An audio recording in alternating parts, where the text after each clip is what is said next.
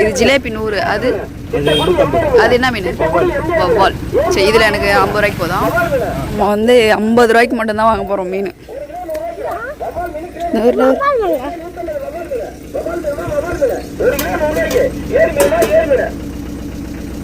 Ice போட்டதா?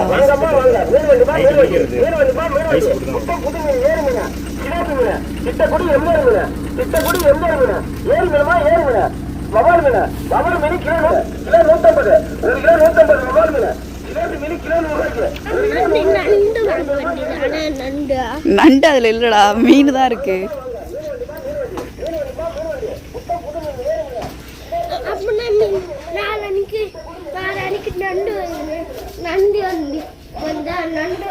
தன்சி இங்கே பாரு.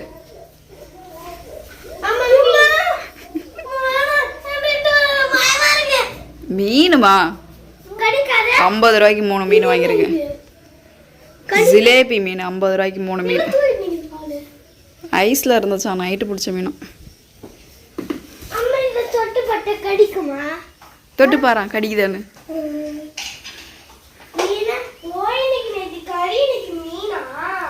நேற்று கறி, இன்னைக்கு மீன். A few minutes later.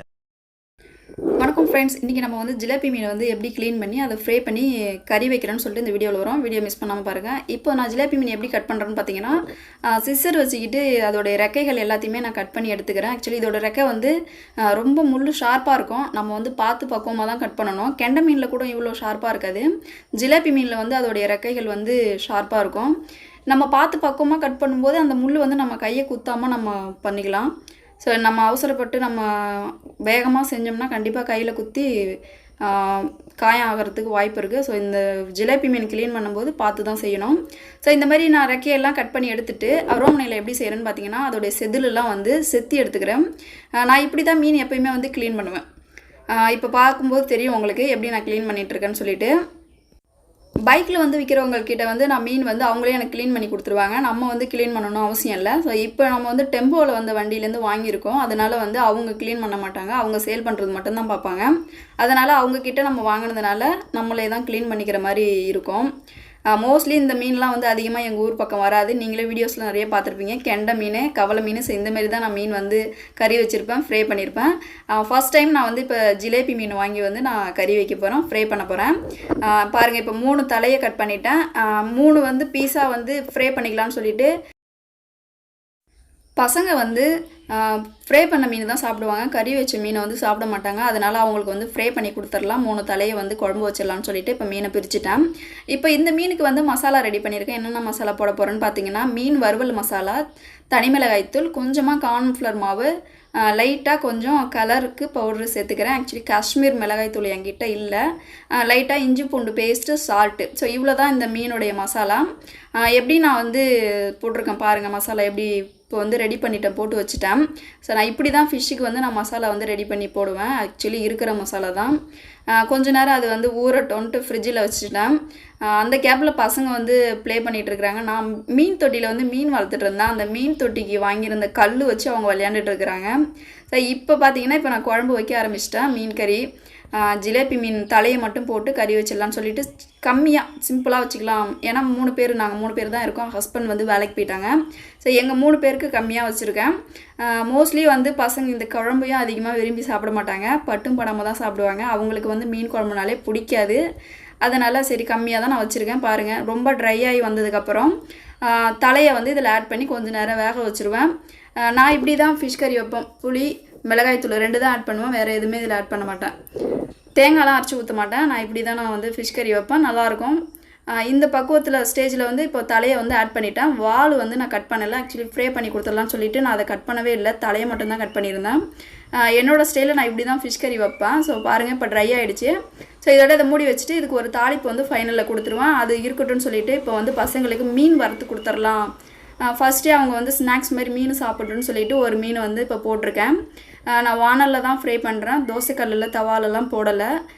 இப்போ வந்து மீன் குழம்பு வந்து நான் ஒரு பாத்திரத்தில் மாற்றிட்டு அந்த வானலில் என்ன பண்ணுறேன்னு பார்த்தீங்கன்னா, சாதத்தை போட்டு சாப்பிட்றேன். ஆக்சுவலி அது எனக்கு ரொம்ப பிடிக்கும். உங்களுக்கும் பிடிக்கும்னு நினைக்கிறேன்.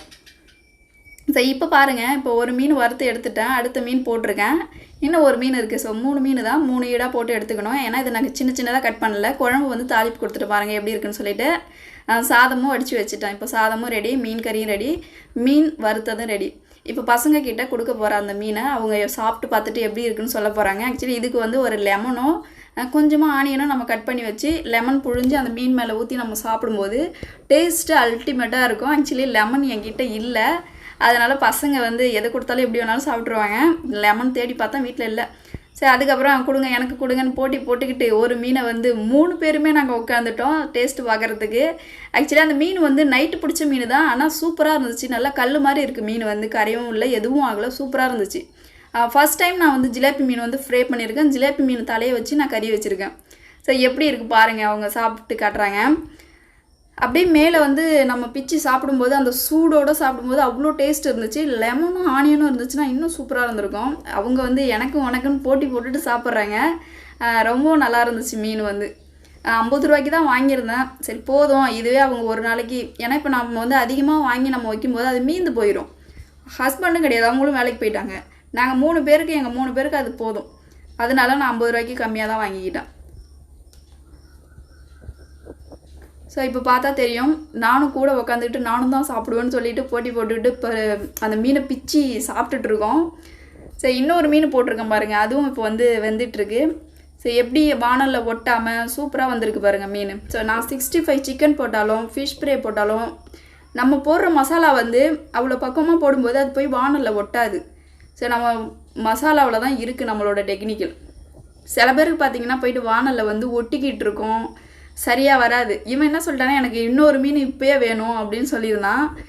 சரி சாப்பிடும்போது சாப்பிட்லாண்டா அப்படின்னு நான் சொல்லியிருந்தேன். அதுக்கு பிடிவாதமாக கூச்சிக்கிட்டு எட்ட ஓடிட்டான். இப்போ வந்து நாங்கள் சாப்பிட்றதுக்கு வந்து எல்லாத்தையும் எடுத்துகிட்டு வந்து வச்சு உக்காந்துட்டோம்.